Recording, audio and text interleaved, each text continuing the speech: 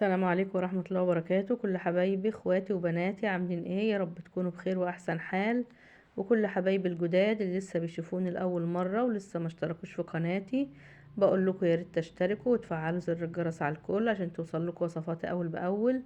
وان شاء الله هنعمل مع بعض النهاردة طواجن البسلة باللحمة دي في منتهى الجمال. وهتعملوها من غير سلق، اللحمة تطلع معاكم برضو مستوية جدا زي ما انتم شايفين كده زي الزبدة، وبطريقة سهلة وبسيطة، وهتطلع معاكم حلوة قوي احلى من اي مطاعم. مش هتشتروها تاني ولا هتاكلوا في المطاعم تاني بعد ما تعملوا الوصفة بالطريقة دي في البيت. هنجيب مع بعض على البوتاجاز كده حلة ونحط ننزل فيها بمعلقتين زبدة او سمنة الموجود والمتوفر في البيت. وهنجيب اللحمة بتاعتنا اي قطعية بتحبيها هتكون متوفرة عندك، او انت حابة تستعمليها بتجيبي القطعية اللي حباها. انا مستعمله الموزه، لكن انت برضو لو حابه اي قطعيه تانية بتجيبي اللي انت عايزاه. بس الموزه في الوصفه دي برضو بتبقى جميله جدا.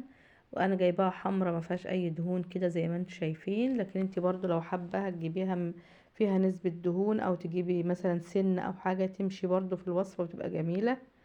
هنديها صدمه كده في قلب الزبده بتاعتنا، وبعد ما تاخد صدمه نقلبها على الجهه التانية، تاخد صدمه برضو على الجهه التانية. ونبدأ بقى نحط عليها كده بس معلقة فلفل أسمر مبدئيا كده في الأول، وكم ورقة لورا وقطعة قرفة خشب كده، بتدي ريحة حلوة أوي مع تشويح اللحمة في البداية. ونقلبهم برضو مع بعض كام تقليبة كده مع الزبدة.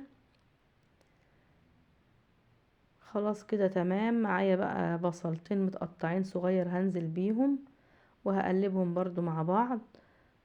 وهغطي بقى الحلة دلوقتي بالبصل كده نشوحهم شوية يدبلوا، ونغطيها ونسيبها برضو تستوي يعني شوية كده وتشوح مع بعض. طبعا البصل بينزل ميته واللحم برضو بتنزل ميتها وتطلع معاكي بالشكل ده. البصل ما بقاش موجود بقى اتحول لصوص كده، بننزل بقى بكوباية مية سخنة.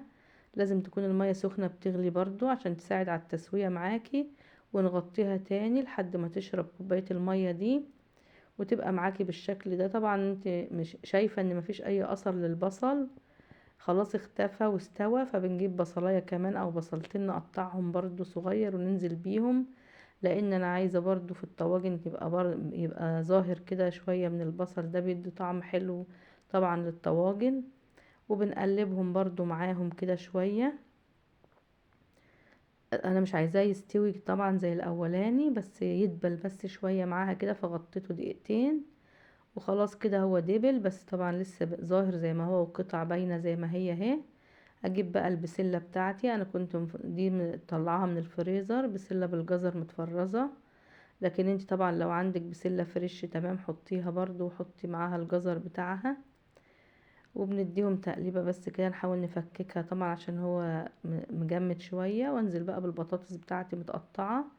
طبعا ده اختياري، لو انت حابة تحطي بطاطس تمام برضو بتبقى جميلة جدا. انا بحب البسلة والجزر معاها بطاطس، لكن انت لو حباها بسلة وجزر بس خلاص استغني عن البطاطس واعملي الطواجن بتاعتك بالبسلة والجزر بس.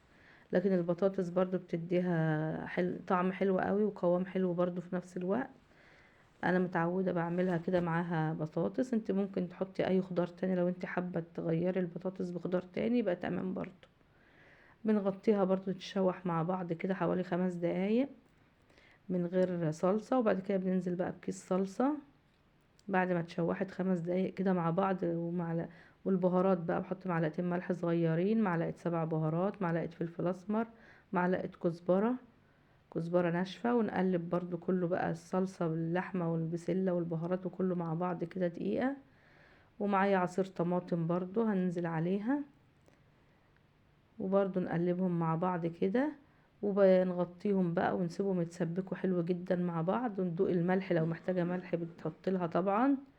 خلاص كده اهي اتسبكت الصلصة بعصير الطماطم مع كله بقت زي الفل زي ما انتم شايفين كده. بنزل بكوبايتين مية سخنة وبقلبهم وغطيهم برضو بقى تكمل سوا. واثناء برضو الفترة دي لو لقيتها محتاجة مية اكتر من كده بتشوفي اللحمة لو لسه ما استوتش معاكي بتزودي لها كمان كوبايتين مية لحد ما تلاقي اللحمة خلاص تمام. وانا محضره الطواجن بتاعتي هحطها في صاج. انت طبعا لو هتحطي في طاجن واحد تمام برضو، ممكن تحطي الكميه بتاعتي كلها في طاجن كبير، لكن انا حابه اعملها طواجن صغيره كده على قد الفرد، يعني كل شخص ياخد طاجن بتاعه يبقى قدامه. وخلاص غرفت البسله باللحمه في الطواجن بتاعتي، وهدخلها الفرن بقى دلوقتي حوالي ربع ساعه بقى كده في الفرن، وتطلع معانا بالشكل ده والجمال اللي انتوا شايفينه ده. حاجة كده ما اقولكيش بقى، مش قادرة اوصفلك على ريحتها والله بجد، يعني الريحة مالية الدنيا، احسن من اي مطاعم في الدنيا هتعمليها في البيت بالطريقة دي. واللحمة زي الزبدة مستوية جدا اهي، من غير ما نسلقها ولا حاجة، جميلة جدا زي ما انتوا شايفين. ومش قادرة اوصف لكم الطعم بقى ولا الجمال. هو الشكل كمان اهو بيتكلم عن نفسه، والطعم تحفة جدا، والريحة وكل حاجة زي الفل. اعمليها بالطريقة دي في طواجن صغيرة كده بعدد افراد الاسرة، او في طاجن كبير زي ما تحبي، هتبقى حلوة معاكي في العزومات. وطبعا غدا جميل جدا مع رز بقى ابيض او رز معمر او اللي انت حباه. وعزومات رمضان جاية بقى، كل سنة وانتم طيبين، هتبقى في منتهى الجمال معاكي برضو في عزومات رمضان. وبألف هنا وشفا مقدما. ولو وصلتوا معايا لحد هنا بقى، ما تنسونيش باللايك والسبسكرايب، وتفعلوا زر الجرس على الكل عشان يوصلكوا كل وصفاتي اول باول. وحبايبي برضو الجداد ما ينسونيش في الاشتراك واللايك والشير. وياريت كلنا نعمل شير بقى للفيديو عشان كل حبايبنا يستفادوا بالوصفة دي. واشوفكم على الف خير.